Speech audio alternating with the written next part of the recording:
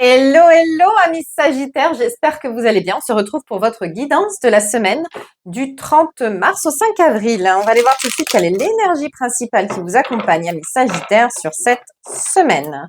Allez, c'est parti pour vous, amis Sagittaires, du 30 mars au 5 avril. Ça y est, avril, on y est. Allez, pour nos Sagittaires, on a quoi? Le chakra sacré. Ok, et on va en tirer une deuxième. L'accueil. Ok. Allez, on remet les bases, amis Sagittaires. De quoi avez-vous besoin? J'ai une boîte de Pandore qui doit s'ouvrir, bizarrement. C'est comme si on devait ouvrir certaines choses, on devrait révéler quelque chose. J'ai un côté inconscient, peut-être un travail un petit peu en profondeur, peut-être de l'enfance, des vies antérieures, quelque chose qui doit être révélé en fait. Euh, pour moi, il y a un côté pouvoir aller gratter ou révéler quelque chose qui date euh, de l'enfance ou d'une vie antérieure pour pouvoir justement reprendre sa place, reprendre son assurance de quelque chose, je ne sais pas.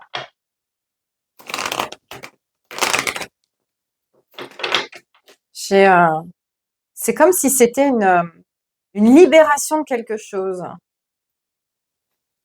C'est comme si une femme était un peu coincée, un peu se sentait pas forcément à l'aise en tant que femme et que bah là on était en train d'aller piocher justement dans l'enfance ou dans les vies antérieures pour régler le problème et que là paf, il y a tout qui s'illumine et on était en train de révéler sa vraie beauté féminine.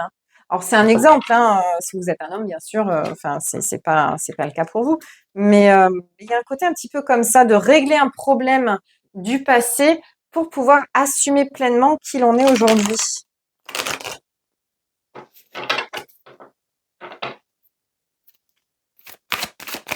Allez, pour nos amis Sagittaires, qu'est-ce qu'on a? À la coupe.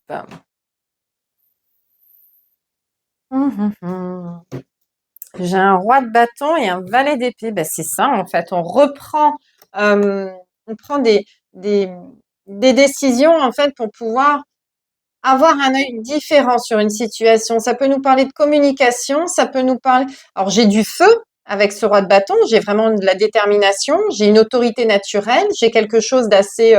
Euh, euh, Alors, bizarrement, j'ai un roi de bâton hyper souriant, confiant et plutôt bonne patte, plutôt. Alors, c'est pas bonne patte. Quelqu'un qu'on a envie de suivre parce qu'il est très solaire en fait. C'est vraiment quelqu'un qui apporte du positif autour de lui. Et ici, on prend de la hauteur par rapport à une situation. Alors, je sais pas, il y a peut-être justement, peut-être qu'on est en train de prendre de la hauteur par rapport à quelque chose du passé, et c'est ça qui nous amène justement une libération et beaucoup plus de lumière, de dynamisme. Ça peut être ça. On va aller voir. Qu'est-ce qu'on a pour nos amis Sagittaires cette semaine?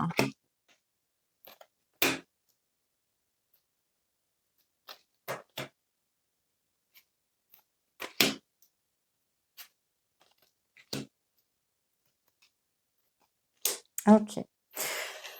Alors, qu'avons-nous ici? Alors, on commence avec un empereur, donc l'empereur qui est le parfait synonyme, on va dire, du roi de bâton, qui ici nous parle justement d'être confiant, d'avoir une certaine posture, de pouvoir prendre des décisions. Il y a peut-être un côté aussi chef d'orchestre où on organise pas mal de choses.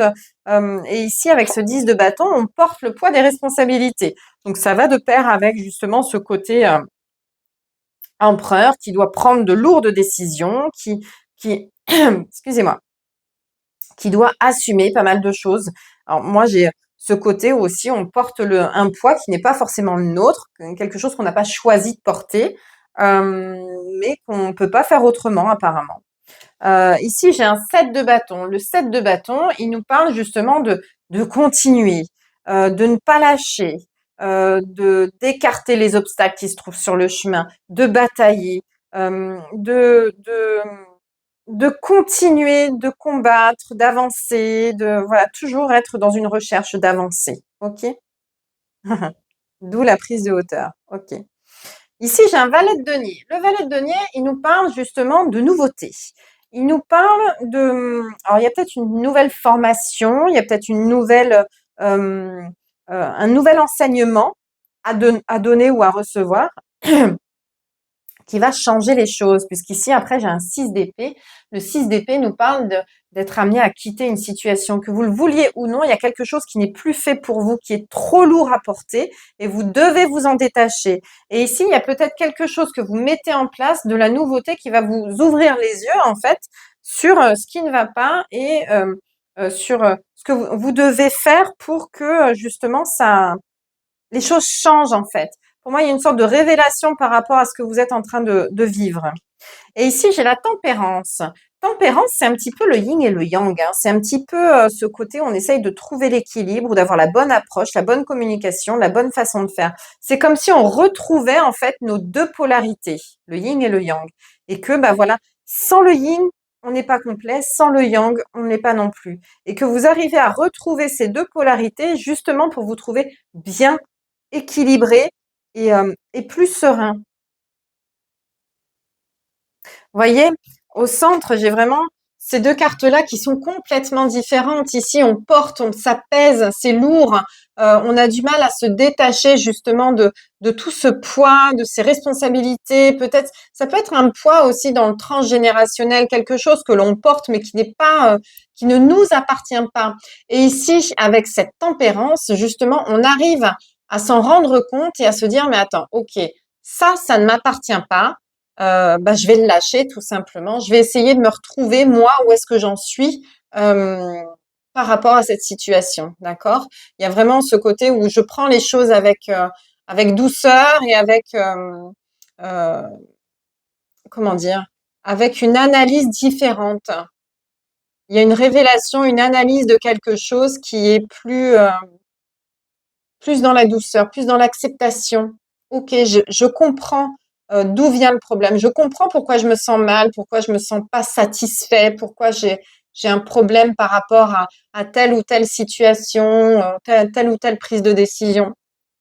C'est qu'en fait, depuis le début, en fait, ce qui m'empêche d'avancer, c'est le poids de quelqu'un d'autre. Ok? Et donc là, vous le comprenez, vous commencez à mettre des choses en place justement pour vous en délester. Euh, ok. Mais ouais, pour moi, il y a vraiment un travail en profondeur. Alors, je sais pas, peut-être de l'hypnose, peut-être un déblocage énergétique, peut-être des soins énergétiques, des choses comme ça, de la psychologie aussi. Ça peut être un psychothérapeute qui vous fait réaliser certaines choses. Mais pour moi, il y a vraiment un poids trop pesant dont il faut se délester justement pour pouvoir avancer. Et j'ai l'impression que c'est vous hein, qui allez mettre ça en place. Vous cherchez une solution, vous savez qu'il y a un problème, vous savez qu'il y a quelque chose qui ne va pas, et vous cherchez une solution pour savoir d'où ça vient ce problème. Pourquoi je me sens mal comme ça? Pourquoi, alors que j'ai plein de possibilités, plein de motivation, plein d'envie, je n'y arrive pas. Je n'arrive pas à résoudre certains problèmes. Je n'arrive pas à avancer. D'où est-ce que ça peut venir? OK?